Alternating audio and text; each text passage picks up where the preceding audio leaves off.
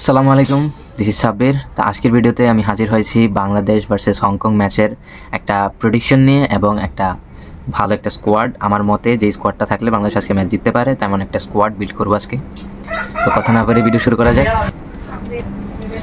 তো প্রথমে শুরু করবো আমরা গোলকিপার থেকে। গোলকিপারে তো আমরা জানি মিতুল মার্মা হচ্ছে একমাত্র চয়েস, আর সেন্টার ব্যাক দুইজন, একজন হবে তারেক কাজী, একজন হবে তপু। এরপরে আসি আমরা লেফট ব্যাক এবং রাইট ব্যাক। লেফট ব্যাকে থাকবে জায়ান আহমেদ, হবে একমাত্র চয়েস আমার মতে, এবং রাইট ব্যাককে কিছু না করার থাকলে সাদুদ্দিন, কারণ আগে তো আমাদের ছিল বিশ্বনাথ ঘোষ যেহেতু এখন নাই, ইনজুরিতে আছে, তাই সাদুদ্দিনই ভরসা হবে, যদিও সে আমার মতে ততটা ভালো প্লেয়ার না।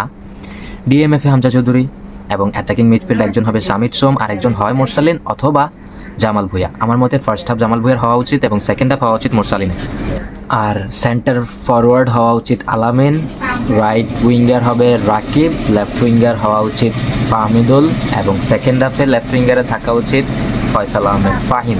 তো মোটামুটি আমি যে স্কোয়াডটা বললাম এই স্কোয়াডটা নিয়ে যদি বাংলাদেশ আজকে ম্যাচটা প্লে করে, হাবির কাবরেরা যদি ভালোভাবে ট্যাকটিক্সগুলো অ্যাপ্লাই করতে পারে মাঠে প্লেয়ারদের মাধ্যমে, তাহলে বাংলাদেশ আজকে জিততে পারবে ম্যাচটা।